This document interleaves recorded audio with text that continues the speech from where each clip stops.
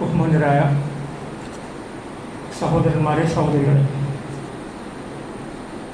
അള്ളാഹുവിൻ്റെ മഹത്വം മനസ്സിലാക്കി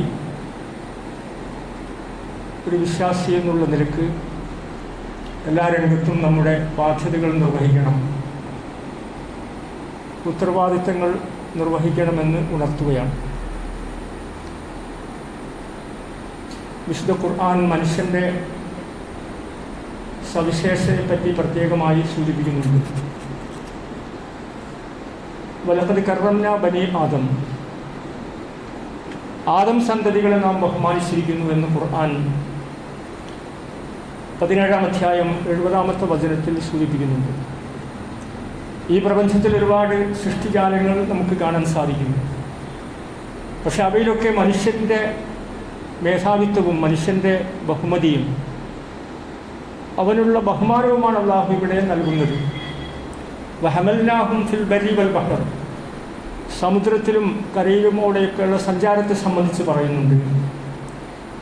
വറസഖ്നാഹും മിന ത്വയ്യിബാത്ത്, ഏറ്റവും വിശിഷ്ടമായിട്ടുള്ള ഉപജീവന മാർഗം അള്ളാഹു നമുക്ക് നൽകി.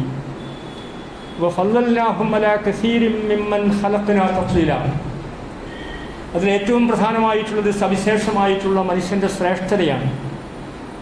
മറ്റുള്ള എല്ലാ ജീവികളെക്കാൾ അള്ളാഹു മനുഷ്യർക്ക് മാത്രമായി നൽകിയിട്ടുള്ള സവിശേഷതകളും ഗുണങ്ങളും പ്രത്യേകതകളും മനസ്സിലാക്കി ജീവിക്കണമെന്ന് അള്ളാഹു വിശുദ്ധ ഖുർആനിലൂടെ നമ്മളെ ഉണർത്തുകയാണ്. പ്രധാനമായും ഇവിടെ പറഞ്ഞതൊന്ന് സഞ്ചാരത്തെപ്പറ്റിയും ഉപജീവന മാർഗത്തെ സംബന്ധിച്ചുമാണ്. മനുഷ്യജീവിതത്തിലെ വിവിധ ഘട്ടങ്ങളെ സംബന്ധിച്ച് നമുക്കറിയാം. ആദ്യമായി ശൈശവഘട്ടമാണ്, ചെറിയ പ്രായത്തിൽ. പിന്നീട് അത് കൗമാരത്തിലേക്കും യൗവനത്തിലേക്കുമൊക്കെ വഴിമാറുന്നു.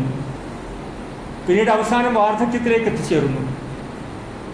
വാർദ്ധക്യത്തെ സംബന്ധിച്ച് അവശത അനുഭവിക്കുന്ന വാർദ്ധക്യത്തെ സംബന്ധിച്ചും ഖുർആൻ ചില സ്ഥലങ്ങളിൽ പരാമർശിക്കുന്നുണ്ട്. ഇങ്ങനെ മനുഷ്യജീവിതത്തിൻ്റെ വിവിധ ഘട്ടങ്ങളിൽ നമ്മുടെ ജീവിതം എങ്ങനെയായിരുന്നുവെന്നും ആരൊക്കെയാണ് അതിന് സംരക്ഷണം ഒരുക്കിയിട്ടുള്ളതെന്നും ആ സംരക്ഷണ വലയം നമുക്കില്ലായിരുന്നുവെങ്കിൽ നമ്മൾ അകപ്പെട്ടു പോകുമായിരുന്ന പ്രയാസങ്ങൾ എന്തൊക്കെയാണെന്നും നമ്മളെല്ലാവരും ആലോചിക്കണമെന്നാണ് ഖുർആൻ ഇവിടെ സൂചിപ്പിക്കുന്നത്. പ്രത്യേകിച്ചും ഒന്നാമത്തെ ഘട്ടം നമുക്കൊന്നിനും കഴിയാത്തൊരു ഘട്ടമാണ് ശൈശവം എന്ന് പറയുന്നത്. പ്രസവിച്ചത് മുതൽ 1-2 വർഷങ്ങൾ നമുക്കറിയാം.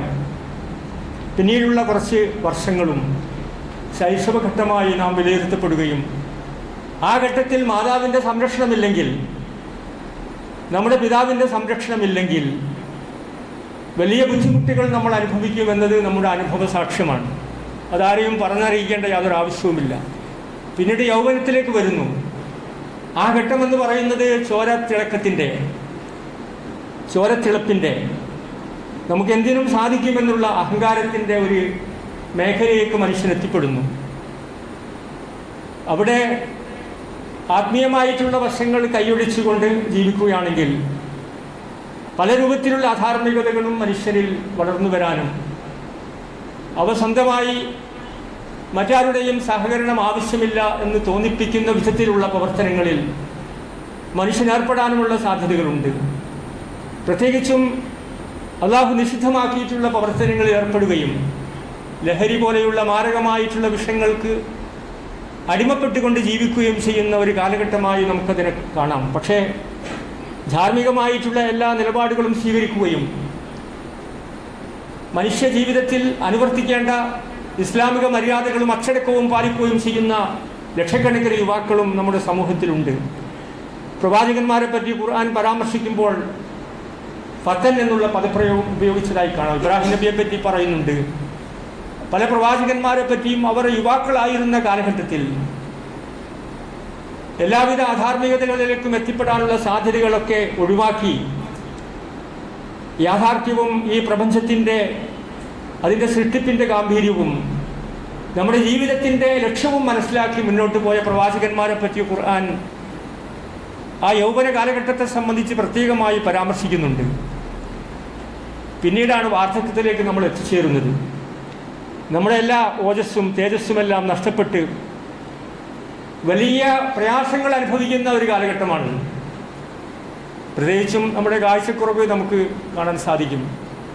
സാധാരണ നമ്മൾ കാണുന്ന കാര്യങ്ങളൊക്കെ ഒരു കണ്ണടയുടെ ഉപയോഗത്തിലൂടെ മാത്രമേ നമുക്ക് കാണാൻ സാധിക്കുകയുള്ളൂ. അത് വാർദ്ധക്യത്തിൻ്റെ പ്രത്യേകമായിട്ടുള്ള ലക്ഷണമാണ്. ഒരു 50-60 വയസ്സാകുന്ന സമയത്ത് പ്രത്യേകിച്ചും കേൾവിക്കുറവ് നമുക്ക് ഉണ്ടാകാനുള്ള സാധ്യതകളുണ്ട്.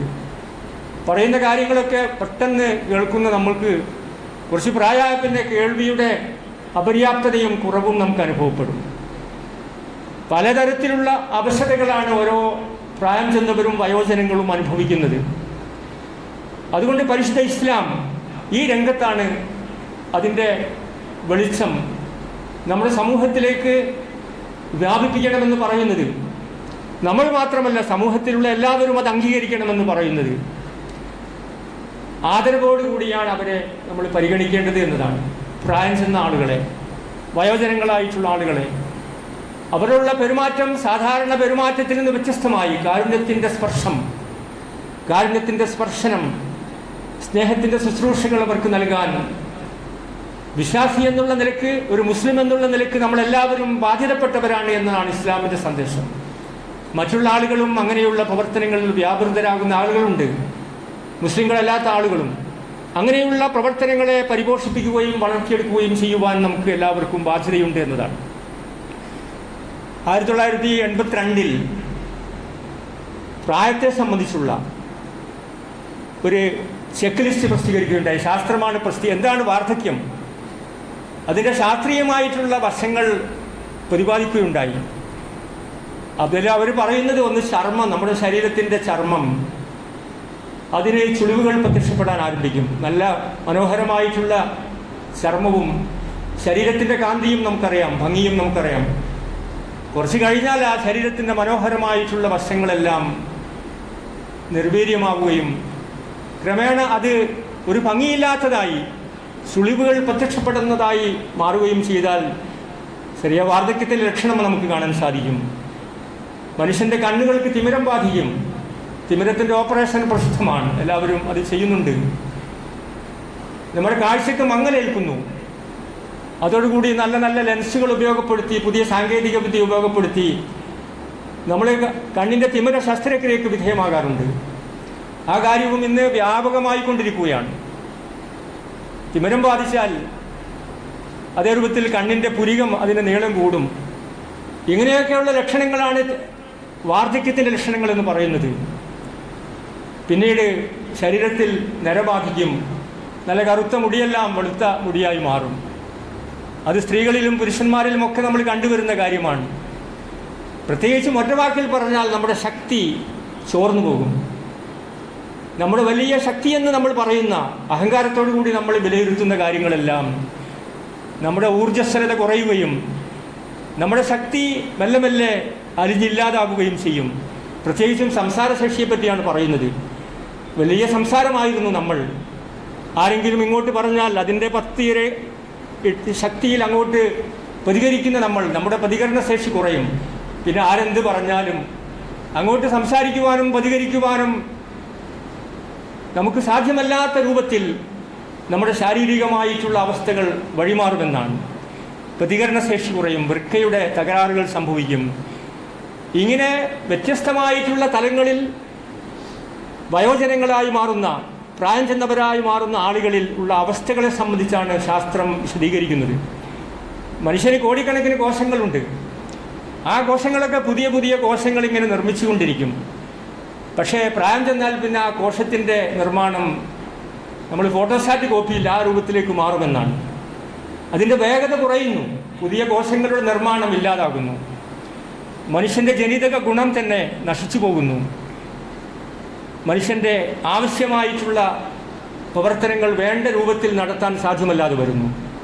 വിശുദ്ധ ഖുർആൻ ഈ ഒരു കാര്യങ്ങൾ വളരെ മനോഹരമായി സൂറ റൂമിൽ വിശദീകരിക്കുന്നുണ്ട്.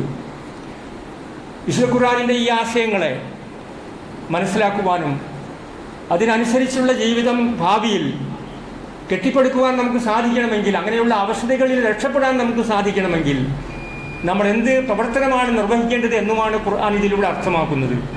അല്ലാഹുല്ലദീ ഖലഖക്കും, അല്ലാഹുവാണ് നിങ്ങളെ സൃഷ്ടിച്ചിട്ടുള്ളത്. മിൻ ദഅഫിൻ, വളരെ ദുർബലാവസ്ഥയിലായിരുന്നു നിങ്ങൾ. നിങ്ങൾക്കൊരു ശക്തിയുമില്ലായിരുന്നു, ദൗർബല്യത്തിൻ്റെ പ്രയാസത്തിൻ്റെ അവസ്ഥയിലായിരുന്നു നിങ്ങൾ. അങ്ങനെയാണ് നിങ്ങളെ സൃഷ്ടിച്ചത്. സുമ്മജാല മിൻ ബഅദി ളഅഫിൻ ഖുവ്വ, പിന്നീട് നിങ്ങളുടെ ശക്തി അള്ളാഹു നിങ്ങൾക്ക് പ്രദാനം ചെയ്തു. ദുർബലാവസ്ഥയിൽ നിന്ന് നിങ്ങൾ മെല്ലെ മെല്ലെ ശക്തിയുള്ള ആളുകളായി മാറി, എന്തിനും പോന്നവരായി മാറി. മറ്റുള്ളവരുടെ ആവശ്യം തന്നെ എനിക്കില്ല എന്ന് പറയാവുന്ന രൂപത്തിൽ അഹങ്കാരത്തിൻ്റെയും പൊങ്ങച്ചത്തിൻ്റെയും കൊടുമുടികളിലേക്ക് കയറുവാൻ പോലും നമ്മുടെ ആളുകൾ സന്നദ്ധമാകുന്നു എന്നതാണ്. എന്നിട്ട് ഖുർആൻ പറയുന്നു, സുമ്മജാല മിൻ ബഅദി ഖുവ്വത്തിൻ ളഅഫിൻ ബശഅബ. പിന്നീട് ഒരു കാര്യം ഇങ്ങനെയുള്ള ആളുകൾ മനസ്സിലാക്കണമെന്നാണ്, നിങ്ങളുടെ ശക്തി ചോർന്നു പോകും, അതിനുശേഷം നിങ്ങൾക്ക് ദുർബലത സംഭവിക്കും, നിങ്ങളുടെ ശരീരത്തിൽ ചുളിവുകൾ പ്രത്യക്ഷപ്പെടും, നിങ്ങളുടെ മുടി അതിന് നിരബാധിക്കും. യഹ്ലുക്കുമായ ഇതൊക്കെ അള്ളാഹുവിൻ്റെ സൃഷ്ടിയാണ്. അത് അള്ളാഹു അവൻ ഉദ്ദേശിച്ച രൂപത്തിൽ കാര്യങ്ങൾ നിർവഹിക്കുന്നു. അള്ളാഹു വഹുവൽ അലീമുൽ ഖദീർ, അള്ളാഹു എല്ലാ കാര്യങ്ങളെപ്പറ്റിയും അറിയുന്നവനും ഓരോരുത്തരുടെ പ്രവർത്തനങ്ങളെപ്പറ്റിയും ഓരോരുത്തരുടെ കഴിവുകളെ സംബന്ധിച്ചും കഴിവുകേടുകളെ പറ്റിയും ഒക്കെ അള്ളാഹു വ്യക്തമായി മനസ്സിലാക്കുന്നവരാണ്. വാർദ്ധക്യം എന്ന് പറയുന്നത് പ്രായം ചെന്ന ആളുകൾക്കറിയാം, ഒരു കുഞ്ഞുങ്ങളെ പോലെ ആയിരിക്കുമെന്നാണ്. ചെറിയ കുഞ്ഞുങ്ങളെങ്ങനെയാണോ അതേ രൂപത്തിലേക്ക് മടങ്ങും. സാധാരണ ഇവിടെ പറയാറുള്ളൊരു വിഷയം, കുഞ്ഞുങ്ങളുടെ കുസൃതി നമുക്കിഷ്ടമാണ്. ചെറിയ കുഞ്ഞുങ്ങൾ ചിരിക്കുമ്പോൾ, കളിക്കുമ്പോൾ, ഓടുമ്പോൾ, ചാടുമ്പോൾ, പക്ഷേ അത് നമ്മൾ ആസ്വദിക്കുന്നു. പക്ഷേ പ്രായം ചെന്നവരും അതേ കുസൃതിയിലേക്ക് മടങ്ങുന്നു, അതേ കുസൃതിയും അതേ തമാശയിലേക്കും അവർ മാറുന്നു. പക്ഷേ ആ പ്രായം ചെന്നവരുടെ കുസൃതി നമുക്ക് അസഹ്യമായി മാറുകയും നമുക്കൊരു താല്പര്യമില്ലാതായി മാറുകയും കുഞ്ഞുങ്ങളുടെ കുസൃതി പോലെ അതിനെ സ്നേഹിക്കുവാനും ഇഷ്ടപ്പെടാനും സാധിക്കുന്ന വിധത്തിൽ നമ്മുടെ മാനസികാവസ്ഥ വളരുന്നതിന് പകരം നമ്മുടെ മാനസികാവസ്ഥ തകർന്നു പോവുകയും അതൊക്കെ ഒരു മോശമാണെന്ന് ചിത്രീകരിച്ചുകൊണ്ട് അതൊന്നും എനിക്ക് ആവശ്യമില്ലെന്ന് പറഞ്ഞുകൊണ്ട് അവരുടെ കുസൃതികളിൽ, അവരുടെ സംസാരത്തിൽ, അവരുടെ പെരുമാറ്റങ്ങളിലൊക്കെ അത് ആസ്വദിക്കുന്നതിന് പകരം അത് തകരാറായി മാറുകയും അതിനോട് വിദ്വേഷം വരികയും അത് വളരെ മോശമായി അസഹ്യമായി നമുക്ക് അനുഭവപ്പെടുകയും ചെയ്യുമെന്നാണ്. സമകാലിക സമൂഹത്തിൻ്റെ ചിത്രം വളരെ വ്യക്തമായി നമ്മുടെ സോഷ്യൽ മീഡിയകൾ വിശദീകരിക്കുന്നുണ്ട്. ഇന്നലെ വന്ന സോഷ്യൽ മീഡിയയിലെ പ്രധാനപ്പെട്ട ഒരു വശം പത്രങ്ങൾ പ്രസിദ്ധീകരിച്ചതാണ്. ഒരു പ്രായം ചെന്ന അമ്മയെപ്പറ്റിയാണ് പറയുന്നത്. അവരുടെ കണ്ണട പൊട്ടിപ്പോകുന്നു, അവരത് നൂലുപയോഗിച്ച് തൽക്കാലം ശരിയാക്കുന്നു. അവരുടെ വലിയ മക്കളുണ്ടായിരുന്നു. ആ മക്കൾ ആ പ്രായം ചെന്ന മാതാവിൻ്റെ കണ്ണട ശരിയാക്കാൻ പോലും സാധ്യമല്ലാത്ത രൂപത്തിൽ, അവർക്ക് സമയമില്ലാത്ത രൂപത്തിൽ ഭൗതികതയുടെ ആസക്തികളിൽ അവർ മുന്നോട്ട് പോവുകയാണ്. അവസാനം സമീപത്തുള്ള അയൽവാസികൾ, അവർ മനുഷ്യത്വമുള്ളവരായിരുന്നു, അവർ പ്രായം ചെന്നവരെ ബഹുമാനിക്കുന്നവരായിരുന്നു, അവർ പ്രായം ചെന്നവരെ ആദരിക്കുന്നവരായിരുന്നു, അവരുടെ പ്രയാസങ്ങൾ എന്താണെന്ന് അനുഭവിക്കുവാൻ മനസാക്ഷിയുള്ളവരായിരുന്നു. അങ്ങനെ അവരാ കണ്ണട നന്നാക്കി കൊടുത്തു. പക്ഷെ അതിൽ പറയുന്ന ഒരു പ്രധാനപ്പെട്ട വിഷയം, ആ മാതാവിൻ്റെ കണ്ണട നന്നാക്കിയതിന് ശേഷം ആദ്യമായി ആ മാതാവ് നോക്കുന്നത് വളരെ വൃത്തികേടായിട്ടുള്ള ആ ചുമരിൽ തൂങ്ങിക്കിടക്കുന്ന മക്കളുടെ പഴയകാല ചിത്രങ്ങൾ നോക്കി സന്തോഷവും പുഞ്ചിരിയും വിടർത്തുന്ന ചുണ്ടുകളാണ് ആ മാതാവിനുണ്ടായിരുന്നത് എന്നതാണ്. ഇങ്ങനെയുള്ള അവസ്ഥകളാണ് നമ്മുടെ സമൂഹത്തിലുള്ളത്. രണ്ടാമത്തെ ഒരു കഥ പറയുന്നുണ്ട്. മക്കളിൽ നല്ല വിശ്വാസമായിരുന്നു. ആ സമ്പാദ്യമെല്ലാം വീട് പോലും മക്കളുടെ പേരിൽ തീരെഴുതി കൊടുക്കുന്നു. മക്കൾക്കെല്ലാം നൽകുന്നു. പക്ഷെ അവസാനം ആ പ്രിയപ്പെട്ട പ്രായം ചെന്ന മാതാവിനും പിതാവിനും ആ വീട്ടിൽ നിന്ന് പുറത്തിറങ്ങേണ്ടി വരുന്ന, അല്ല, ആ പ്രായം ചെന്ന മാതാപിതാക്കളെ പുറത്താക്കുന്ന ദുരന്ത ചിത്രമാണ് നമ്മുടെ കോഴിക്കോട് ജില്ലയിൽ നമുക്ക് അനുഭവിക്കാൻ സാധിക്കുന്നത്. നമ്മുടെ വീടുകളിലും ഇങ്ങനെയുള്ള അനുഭവങ്ങൾ ഉണ്ടാകുമെന്ന് ഉള്ള തിരിച്ചറിവാണ് വിശുദ്ധ ഖുർആനിൻ്റെ സൂക്തങ്ങൾ നമ്മളോട് പറയുന്നത്. അങ്ങനെയുള്ള സന്ദേശങ്ങളാണ് ഇസ്ലാം വിശ്വാസികളിൽ ഉണ്ടാകണമെന്ന് പറയുന്നത്. ഇവിടെ ഹെൽപ്പേജ് ഇന്ത്യ എന്നുള്ളൊരു കണക്കുണ്ട്. നമുക്കുണ്ടാകുന്ന അസ്വസ്ഥതകളെ സംബന്ധിച്ച്, നമുക്ക് വരാൻ പോകുന്ന കാലഘട്ടത്തിൽ നമ്മളൊക്കെ അനുഭവിക്കുന്ന പേടിയെ സംബന്ധിച്ചാണ്, നമ്മളെ ഭയപ്പെടുത്തുന്ന, നമ്മളെ അങ്കരാപ്പിലാക്കുന്ന ചില കണക്കുകളാണ് ഗവൺമെൻറ് പുറത്തുവിടുന്നത്. കേരളത്തിൽ 79% വൃദ്ധന്മാർക്കും പ്രായം ചെന്നവർക്കും വയോജനങ്ങൾക്കും വീട്ടിൽ പരിഗണന ലഭിക്കുന്നില്ല, വീട്ടിൽ ബഹുമാനം ലഭിക്കുന്നില്ല, വീട്ടിൽ അവരോട് മാന്യമായി പെരുമാറുവാൻ അവർ വളർത്തിയെടുത്ത മക്കൾ സന്നദ്ധമാകുന്നില്ല എന്ന പച്ചയായ സത്യം നമ്മൾ വായിക്കുകയാണ്, മനസ്സിലാക്കുകയാണ്. ഗവൺമെൻറ്റിൻ്റെ കൃത്യമായ കണക്കുകളാണ്. പ്രത്യേകിച്ചും 36% ശാരീരികമായിട്ടുള്ള പീഡനങ്ങൾ വീടുകളിൽ അനുഭവിക്കുന്നു. പ്രായം ചെന്നവർ അനുഭവിക്കുന്നു, മാതാപിതാക്കൾ അനുഭവിക്കുന്നു. വീടുകൾ എന്നത് ഇസ്ലാമിൻ്റെ സാങ്കേതിക ഭാഷയിൽ മസ്കനാണ്, സമാധാനത്തിൻ്റെ കേന്ദ്രമാണ്. സമാധാനത്തിൻ്റെ കേന്ദ്രമാകേണ്ട വീടുകൾ അസഹ്യമായിട്ടുള്ള പെരുമാറ്റത്തിൻ്റെ, പ്രായം ചെന്നവരോടുള്ള അപമാനവീകരണത്തിൻ്റെ, മനുഷ്യർക്ക് ചിന്തിക്കുവാൻ കഴിയാത്ത രൂപത്തിലുള്ള പീഡനങ്ങൾ ഏൽപ്പിക്കുന്ന പീഡന കേന്ദ്രങ്ങളായി നമ്മുടെ വീടുകൾ മാറിപ്പോകുന്നത് ഒരു മനുഷ്യൻ എന്നുള്ള നിലക്ക്, പ്രത്യേകിച്ചും ഒരു മുസ്ലിം എന്നുള്ള നിലക്ക്, മനസ്സാക്ഷിയുള്ള ആളുകൾ എന്നുള്ള നിലക്ക് നമ്മളെ ചിന്തിക്കുവാനും ആ രംഗത്തുള്ള പ്രവർത്തനങ്ങളിൽ എന്താണ് മാറ്റത്തിൻ്റെയും പരിവർത്തനത്തിൻ്റെയും പരിഹാരമെന്ന് ചിന്തിക്കുവാനും നമുക്ക് സാധിക്കണം. പോപ്പുലേഷൻ റിസർച്ച് സെൻറ്റർ പുറത്തുവിട്ട മറ്റൊരു കണക്കുണ്ട്. ഇന്ത്യയിലെ കൂടുതൽ വൃദ്ധസദനങ്ങൾ ഉള്ളത്, പ്രായം ചെന്നവരെ കൊണ്ടുചെന്നാക്കുന്ന സ്ഥലമാണ് വൃദ്ധസദനങ്ങൾ. ഏറ്റവും കൂടുതൽ വിദ്യാഭ്യാസമുണ്ടെന്ന് പറയുന്ന, എല്ലാ രംഗത്തും പുരോഗമനവാദികളെന്ന് അവകാശപ്പെടുന്ന കേരളത്തിലാണ് ഏറ്റവും കൂടുതൽ വൃദ്ധസദനങ്ങൾ ഉള്ളതെന്ന് ഗവൺമെൻറ് പുറത്തുവിട്ട കണക്ക് വ്യക്തമാക്കുന്നു. 15ലധികം നല്ല സ്വകാര്യ രംഗത്ത് 518ലധികം വൃദ്ധസദനങ്ങൾ കേരളത്തിൽ ഗവൺമെൻറ് തലത്തിൽ പ്രവർത്തിക്കുന്നുണ്ട്. ഏകദേശം 22,000-ഓളം, 1,00,000-ഓളം വൃദ്ധജനങ്ങൾ, അതിലപ്പുറം 1,00,000-ഓളം വൃദ്ധജനങ്ങൾ ബുദ്ധിമുട്ട് അനുഭവിച്ചുകൊണ്ട് വീടുകളിൽ ജീവിക്കുവാൻ അവസരം നിഷേധിക്കപ്പെട്ട് വൃദ്ധസദനങ്ങളിലേക്ക് പറഞ്ഞയക്കേണ്ടി വരുന്ന ദുരന്ത ചിത്രമാണ് മുസ്ലിം സമുദായത്തെയും ഇസ്ലാമിക സമൂഹത്തെയും ഉമ്മത്തും മുസ്ലിമ എന്ന് നമ്മൾ പറയുന്ന നമ്മുടെ ആളുകളെയും പരിവർത്തനത്തിൻ്റെയും വിശ്വാസത്തിൻ്റെയും മാർഗങ്ങളിലേക്ക് തിരിച്ചുവിടേണ്ടത്. പ്രവാചകന്റെ വചനമുണ്ട്, പാവപ്പെട്ടവർക്കും അഗതികളും അനാഥകളുമായിട്ടുള്ള ആളുകൾക്കും വിധവകൾക്കും വേണ്ടി ശബ്ദിക്കുകയും പ്രവർത്തിക്കുകയും ചെയ്യുന്നവർ അവർ അല്ലാഹുവിന്റെ മാർഗത്തിൽ ധർമ്മസമരം ചെയ്ത പോരാളിയെ പോലെയാണ്. അബുൽ ഖായിമില്ലയിൽ, രാത്രിയിൽ നമസ്കാരം നിർവഹിച്ചവനെ പോലെയാണ്. അസ്സായിമിൻ നഹാർ, പകലുകളിൽ ഭക്ഷണപാനീയങ്ങൾ ഒഴിവാക്കി വ്രതാനുഷ്ഠാനം നിർവഹിച്ചവന്റെ പുണ്യമാണ്. രാത്രികളിൽ എഴുന്നേറ്റിരുന്ന് നമസ്കാരം നിർവഹിച്ചവന്റെ പുണ്യമാണ്.